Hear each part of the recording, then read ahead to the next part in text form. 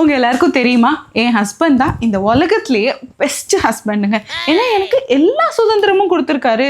வீடை கூட்டுறது, பெருக்கிறது, ஜாமான் கழுவுறது, துணி துவைக்கிறதுன்னு இந்த எல்லா வேலையும் நான் செஞ்சுக்கலாம்.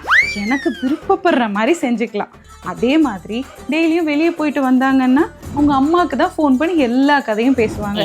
ஏன்னா நான் இந்த வீட்டு வேலையெல்லாம் செஞ்சு டயர்டாக இருப்பேன்ல, அதனால என்னை டிஸ்டர்ப் பண்ண மாட்டாங்க. அது போக டெய்லியும் ஆஃபீஸ்லேருந்து வரப்ப வந்தோமா, சாப்பிட்டோமா, மொபைல் நோண்டினோமான்னு தூங்க போயிடுவார்.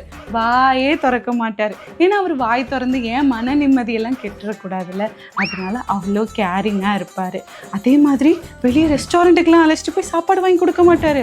ஏன்னா வெளியூரில் சாப்பாடை சாப்பிட்டேன்னா எனக்கு வயிறு சரியில்லாமல் போயிடும்ல. என்னோட ஹெல்த் மேலே அவ்வளோ அக்கறை.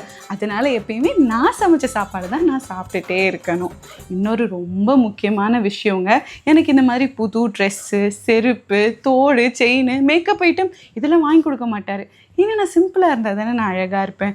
எங்கே இதெல்லாம் போட்டு யாராவது கண்ணு வச்சுட்டாங்கன்னா எனக்கு தானே உடம்பு சரியில்லாமல் போயிடும். பார்த்தீங்களா என் புருஷனுக்கு என் மேலே எவ்வளோ அக்கறை. அதனால தான் நான் சொல்கிறேன், என் புருஷன் தான் இந்த உலகத்துலேயே த பெஸ்ட்டு ஹஸ்பண்டுங்க. ம்